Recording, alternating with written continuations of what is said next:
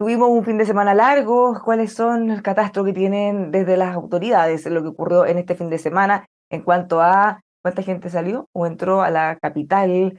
¿Hubo accidentes o no? Bueno, hoy comienza a regir también la restricción vehicular. Este fin de semana tenemos elecciones. Hay muchos temas de transporte dando vuelta que vamos a estar conversando justamente con el ministro de Transportes y Telecomunicaciones, Juan Carlos Muñoz. ¿Cómo está, ministro? Muy buenos días. Buenos días, Bárbara. Muchas gracias por tenerme aquí en EMOL. ¿Cuál es el balance que ustedes hacen de este fin de semana? Teníamos un tiempo más complicado, hacía frío, había lluvia, se esperaba que salieran menos autos. ¿Qué ocurrió finalmente? Sí, tuvimos un fin de semana bien marcado por el clima, sobre todo en la zona central del país. La verdad es que la gente que salió fue menos de la que uno hubiese esperado.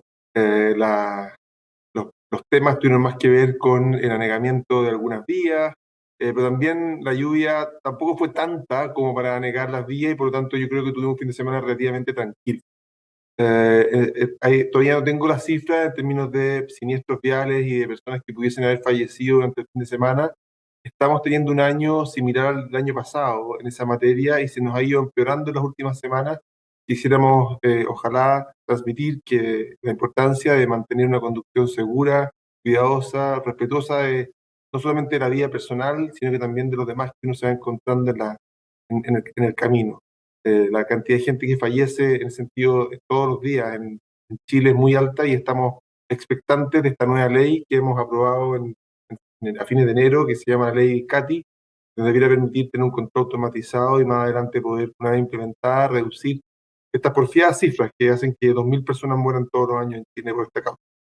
Ministro, a propósito de ley Cati, faltan los reglamentos. ¿Cuándo más o menos deberíamos tener? Que eso quizás es la parte a veces más compleja, porque es la parte operativa para poder concretarlo.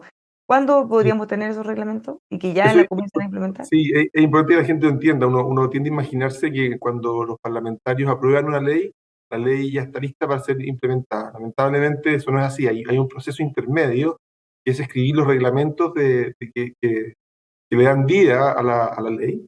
Y en el caso de la ley de CATI, vamos a tener los primeros 6 meses, desde de marzo, de abril a septiembre, escribiendo tres reglamentos en realidad. Un reglamento que tiene que ver con la metodología para dónde instalar las cámaras, otro relacionado con las tecnologías que van a estar habilitadas para poder implementar. Es importante decirle a la gente que la ley CATI, esto que es un control automatizado, ¿no es cierto?, de las infracciones como el exceso de velocidad o pasarse una luz roja, tienen que estar debidamente anunciados para los usuarios para que puedan saber de que están ingresando a zonas en que hay control de velocidad, por ejemplo.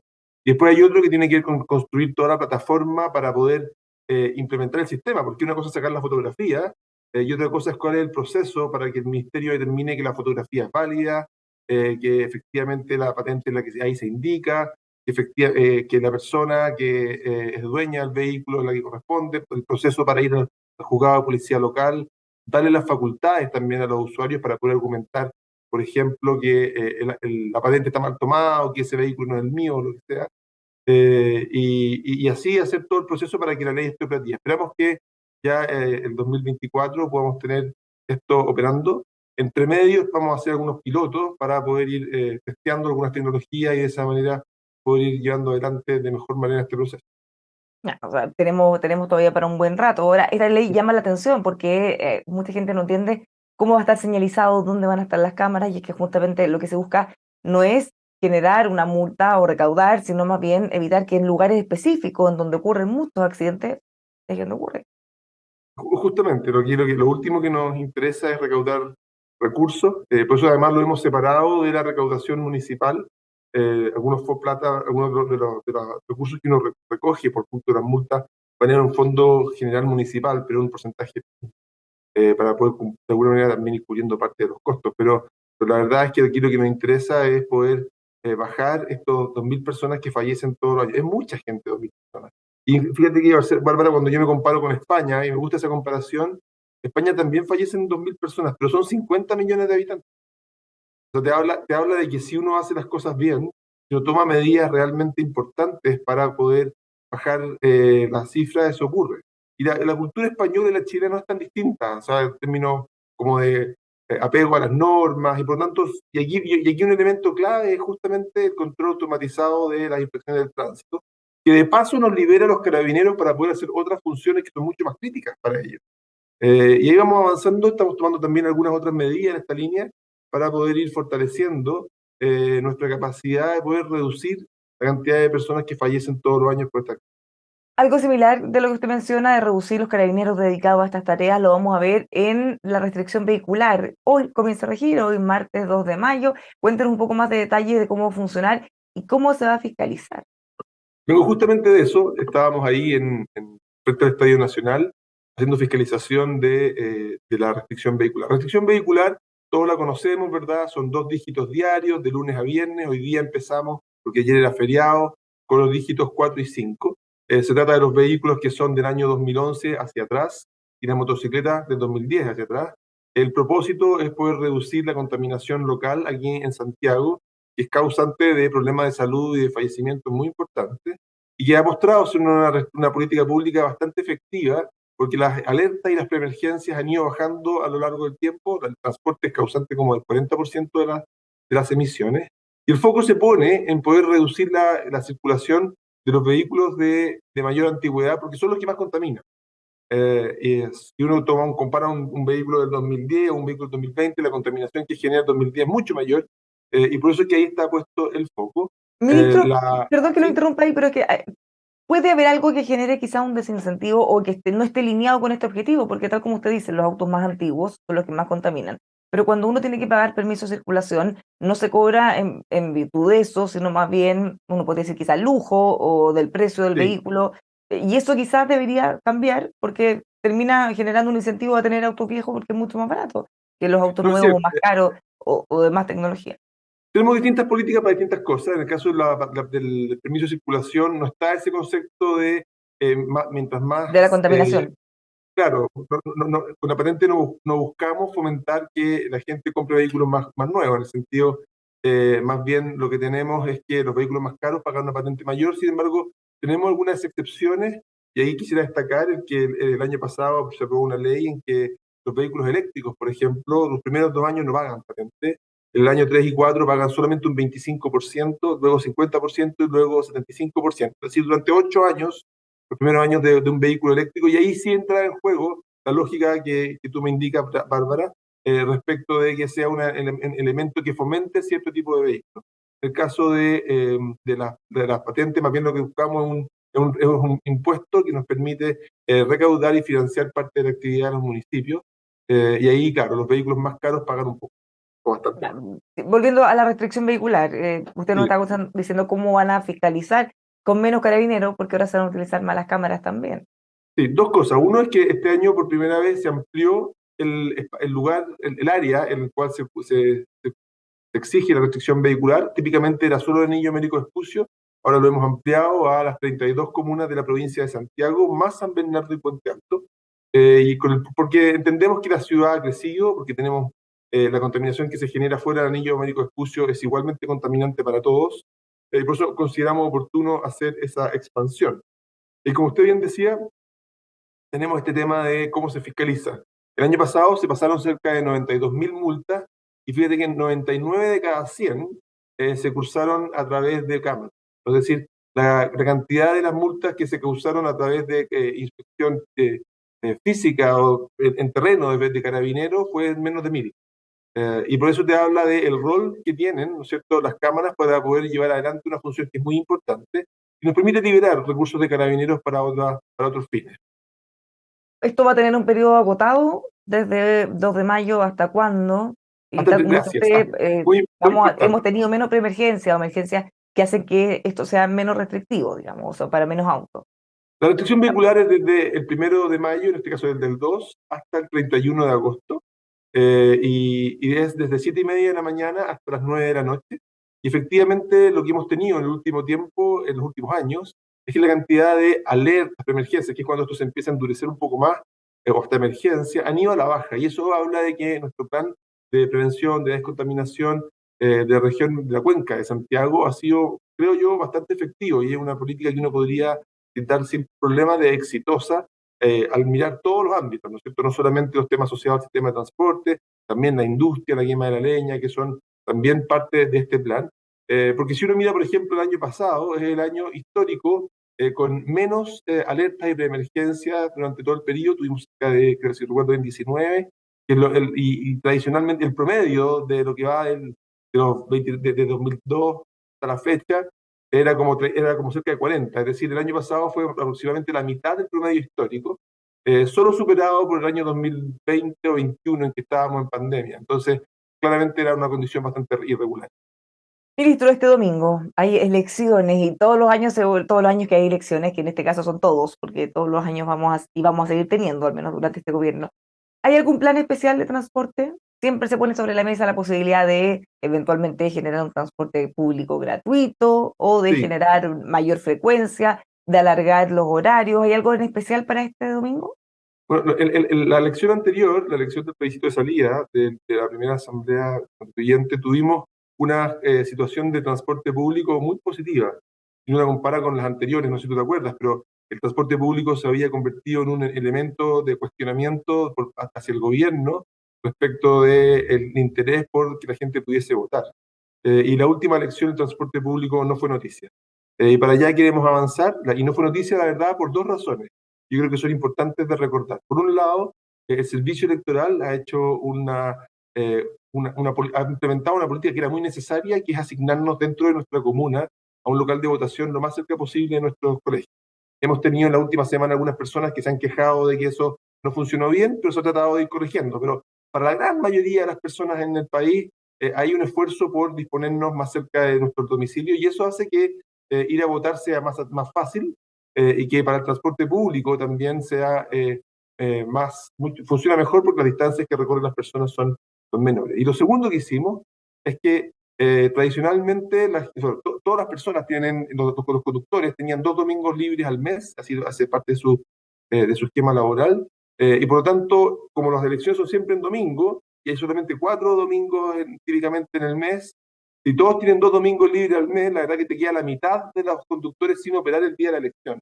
Y eso hacía que era muy difícil poder tener toda la flota en la calle, y por eso es que y lo que hicimos fue aprobar una ley el año pasado junto a la ministra del Trabajo, que lo que buscaba era que los conductores pueden cambiar su domingo, o se les puede reasignar el domingo libre correspondiente a un domingo del mes previo o el mes posterior.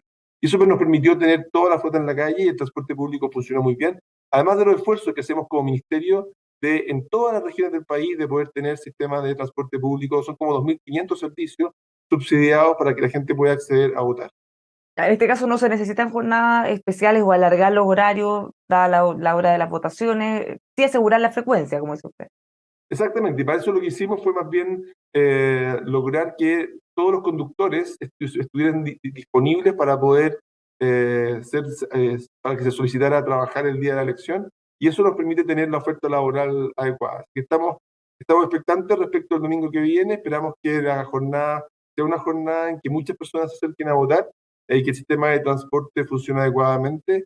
Hay una preocupación también de los perímetros en torno a los locales de votación para tratar de que sean espacios lo más ágiles posibles de flujo vehicular. Ministro, en otro tema que conversamos siempre que conversamos, la evasión. Se pusieron una meta de reducirla de un 44% a un 40%, eso es muy alto, la meta todavía está muy lejos de lo que uno le gustaría como un parámetro más o menos normal. ¿Cómo van en eso? ¿Es poco Bueno, ambiciosa la meta? o sea, es Muy es una realista. meta que lo que busca es romper la tendencia. Yo creo que todos estamos de acuerdo que el tema de la evasión es un problema gigante, primero, y todos estamos de acuerdo que es un problema que no es tan fácil de resolver. Y para eso nosotros lo que hemos tratado es de trabajarlo como con la complejidad que tiene y en sus múltiples dimensiones. Es decir, aquí no creo que haya como dice, a veces se dice, como la bala de plata que te permite resolver el problema, y por eso tenemos, por un lado, medidas que nos permitan aumentar la fiscalización. En lo que va del año hemos hecho más de 100.000 fiscalizaciones, y eso es eh, más de un 60-80% más de lo que hicimos el año pasado a la misma fecha. Es decir, hay un esfuerzo muy focalizado en estar fiscalizando en distintos puntos de la ciudad, en distintos momentos del día. Normalmente lo hacemos de modo de cubrir la ciudad completa, y la fiscalización es una dimensión clave. Otra dimensión que es muy importante es el control de acceso, es decir, que la gente cuando ingresa al bus pueda encontrarse con una circunstancia en que el sistema te induce a validar tu tarjeta. Y por eso es que, por ejemplo, estamos aumentando las zonas pagas. La semana pasada estuvimos ahí mostrando el balance de lo que llevamos en zonas pagas. Nos propusimos para este año aumentar en un 43% las zonas pagas, pasando, como si recuerdo bien, cerca de 280, cerca de 260, y ya llevamos la mitad de la meta. Y eso yo creo que contribuye también a ir a trabajando la evasión.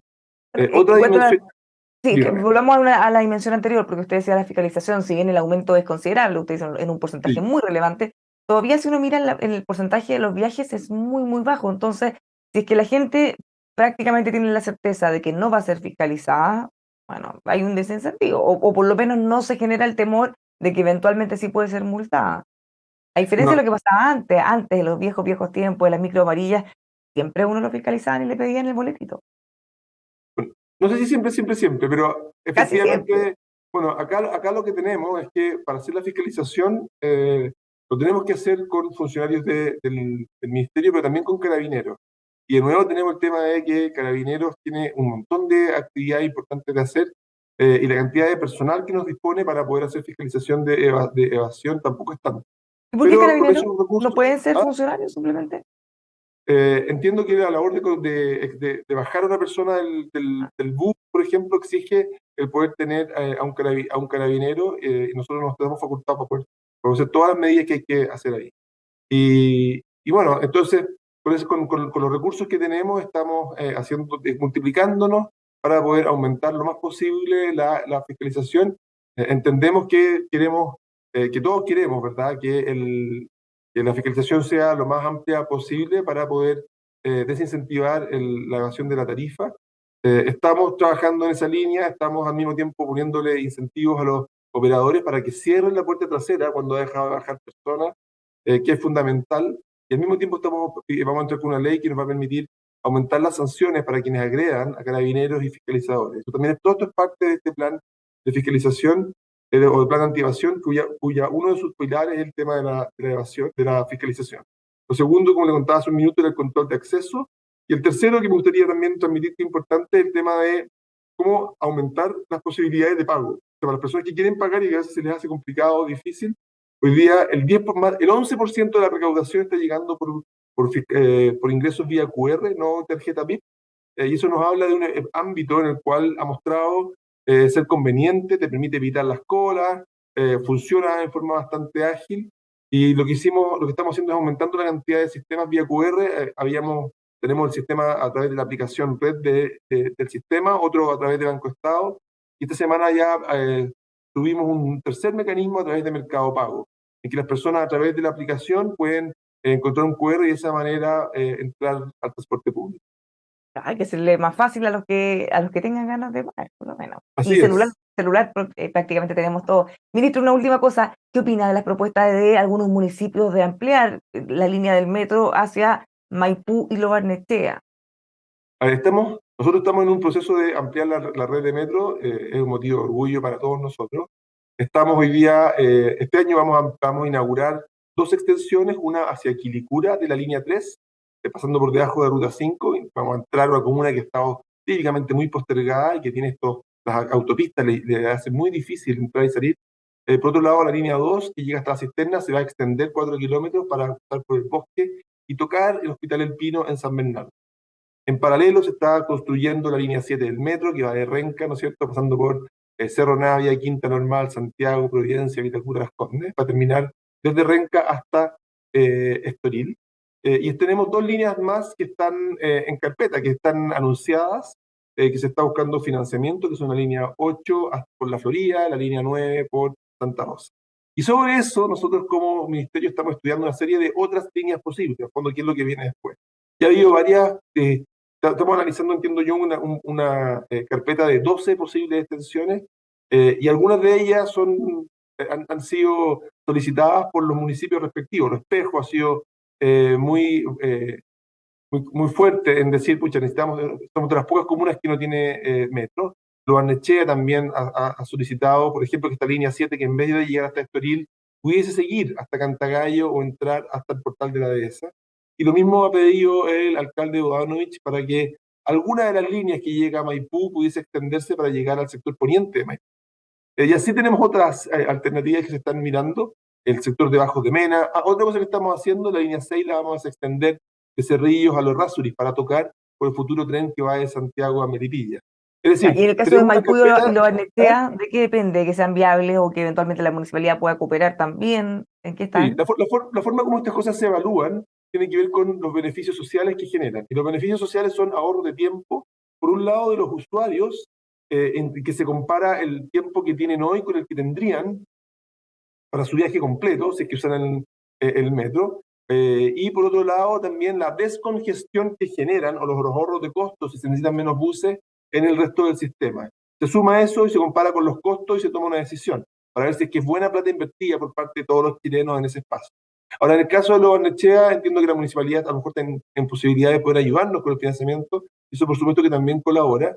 Y hay que entender que, por ejemplo, el caso de los Barnechea, si viene una comuna con gente de alto ingreso, tenemos sectores de bajo ingreso y también tenemos mucha gente que va a trabajar a esa zona. Entonces, efectivamente, podría ser atractivo poder recibir esos recursos para poder avanzar, pero va a depender de la comparación que hagamos entre las distintas alternativas que tenemos. Como le contaba, tengo por lo menos 12 distintas posibles líneas en la ciudad y habrá que analizarlo y compararlo en función de la rentabilidad social que tiene. Ministro, muchísimas gracias por conversar con nosotros. Que tenga una muy buena semana. Ya, Bárbara, que esté muy bien. Igualmente, los dejamos invitados a seguir informándose con nosotros aquí en emol.com.